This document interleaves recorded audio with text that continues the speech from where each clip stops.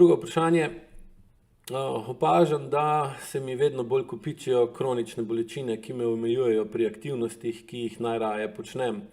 Obenem pa v zadnjem času opažam izbruhe jeze, ki me prehitijo, še preden se jih ovem, da bi jih preusmerila ali zaustavila. Recimo, glede odgovor na prejšnje vprašanje, se pravi, če bi ta gospa, ki je vprašala to drugo vprašanje, toliko spremenila dihanje, da bi dihala tako kot gospa, ki je vprašala prvo vprašanje, ne bi imela teh težav in bi lahko rekla, hej, jaz sem v redu, nimam nobenih kroničnih problemov, seveda, ker je toliko stisnjeno, da niti ne more imeti izbruhe jeze, ker za tako stanje, ki sem ga zdaj prebral, je osnovni predpogoj, da ima oseba dosti potencialne energije v telesu, ker brez nič ni nič in tukaj velja, da prazen žakelj ne stoji po konci in zdaj tukaj je potencialne energije dost, ampak jo gospa na drugačen način zadržuje v sebi, dviguje notranji pritisk in potem vsake toliko časa varnostni ventil na ekonomloncu popusti in takrat pride izbruh jeze, kjer se ta napetost izrazi na neučinkovit in običajno nekoristen in škodljiv način, Potem se zaradi tega notranji pritisk spusti, oseba ima občutek krivde, nezaupanja do sebe in je nekaj časa spet v redu, ker je neučinkovita v reševanju problemov, problemi spet toliko ne nakopičijo, da se notranji pritisk toliko dvigne, da se cikl ponovi vsake toliko časa. Natančno te vzorce prepoznam po materi, katere življenje je zaznamovano s tako čustveno neizpolnjenostjo, nezaupanjem do moža, kot tudi tragično neizživetostjo talentov. Kako naj se lotim težave, ki deluje preko podzavestnih vzorcev. Osnovna stvar je ta, dokler je nekaj podzavestno, ne morete spreminjati, zaradi tega, ker podzavest sama po sebi se ne spreminja. Osnova podzavestnih vzorcev je, da so pač vzorci, ki se ciklično ponavljajo, oziroma vsakič, ko pride do nekega inputa v podzavestne strukture živčnega sistema, te podzavestne strukture na ta vhod določene senzacije, občutkov, čustev, situacij, v kateri se znajdemo, se odzovejo na način, ki je definiran v odvisnih odzivih v nevronskih mrežah, ki jih imate v podzavestnih delih možganov. Torej, osnovni pogoj, da če želite nek podzavestni vzorec spremeniti, je, da ga premaknete iz podzavesti v zavest, kar pomeni, da se ga začnete zavedati, ker edino zavestni del našega živčnega sistema, se pravi neokorteks in čelni reženj, so sposobni analitičnega razmišljanja, kreativnosti, abstraktnosti, tega, da v bistvu razmišlja o tem, kakšni so bili te vzorci, kaj se je dogajalo v preteklosti, kaj se dogaja v sedanjosti in kakšno bi lahko imeli predvideno prihodnost, česar podzavestni deli živčnega sistema pač ne delajo. In edino zavestni del našega uma lahko te vzorce spremeni na zavestni ravni in jih potem, ko jih dovolj dolgo ali dovoljkrat zavestno drugače izvedemo in so rezultati naše zavestne intervencije boljši, kot če jih izvajamo podzavestno, se potem spremenijo tudi na podzavestni ravni. Traja nekaj časa in ne gre drugače kot z dejanji. Zdaj, glavna luknja ali pa težava tukaj pa je, da ne morete se nečesa, kar je v podzavesti, zavedati, če ne povečate stika s telesom. Se pravi, raven senzorno-motorne amnezije, senzorno-motorne odtujenosti in s tem,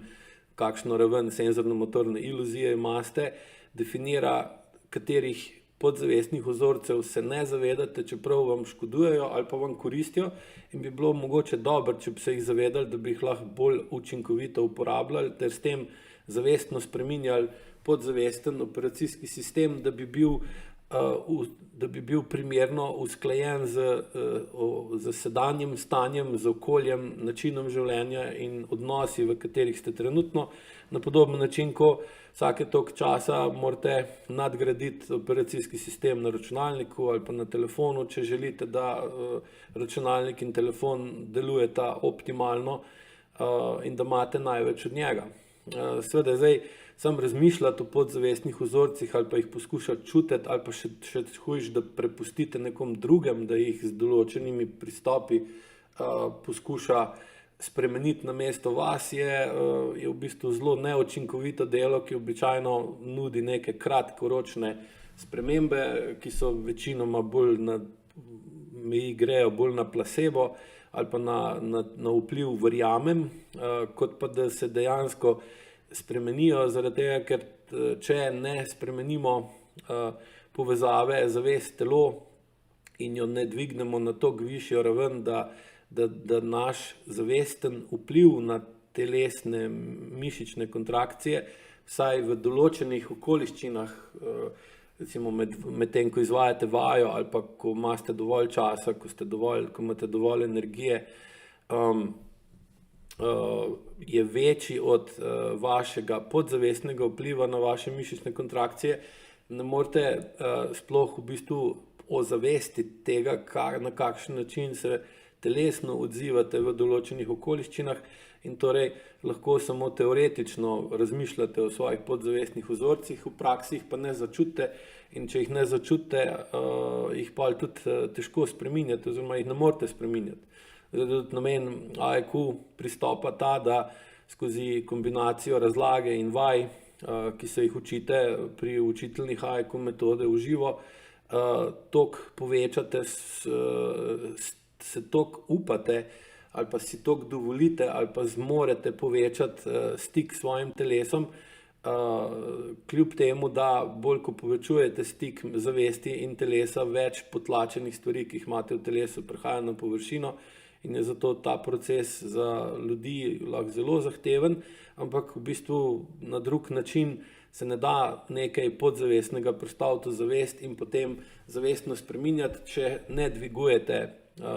senzorne povezave med mišicami in zavestjo, ker če ne dvignete te povezave, pa tudi ne morete dvigniti povečati motornega vpliva na mišične kontrakcije, se pravi, morate zmanjšati tudi motorno odtujenost ali pa motorno amnezijo, da lahko toliko spremenite živčno-mišično povezavo znotraj vašega telesa, da opazite nekaj, kar je bilo prej podzavestno in da imate potem dovolj visok zavesten vpliv na tisto, da lahko izvedete določeno dejanje drugače, kot je v podzavesti definirano kot normalno ali običajna reakcija, ter s tem postopoma spreminjate svoje življenje v drugačno. In tukaj ta prehuda jeza ali pa neučinkovito izražanje jeze dejansko zahteva, da greste v proces dvigovanja celostne čustvene zrelosti, ki vam omogoča, da dvignete svojo čustveno zrelost,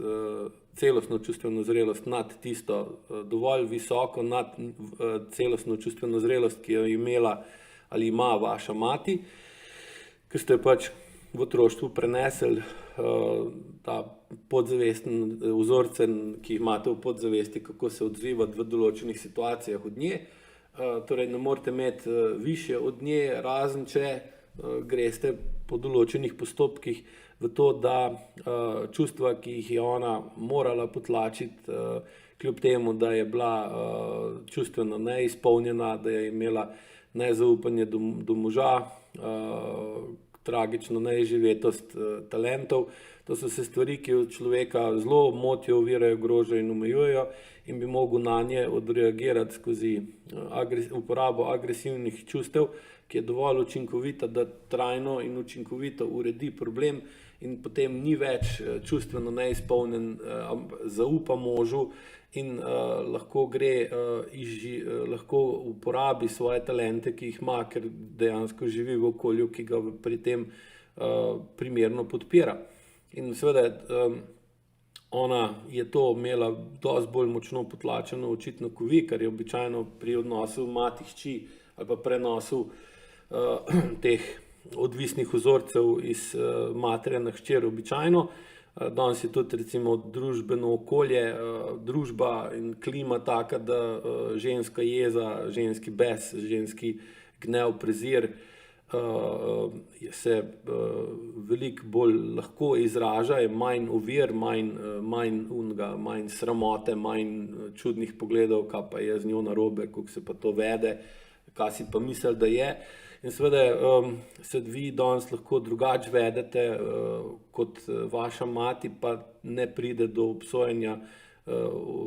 bližnje in širše okolice, tako kot je bilo v preteklosti, zaradi tega je to pri vas lahko bolj izrazito. Ampak rešitev za to obstaja in deluje in jo je pač potrebno uporabiti, seveda ni pa enostavna,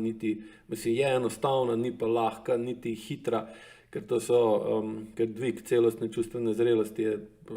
proces, ki zahteva svoj čas, predvsem zaradi tega, ker se podzavest enostavno ne da na boljš spreminjati na hiter, ampak proces mora biti dovolj počasen, postopen, ampak konsistenten. In to se najboljš učite na spletnih programih ali pa potem tudi na individualni obravnavi, če je in ko je potrebna.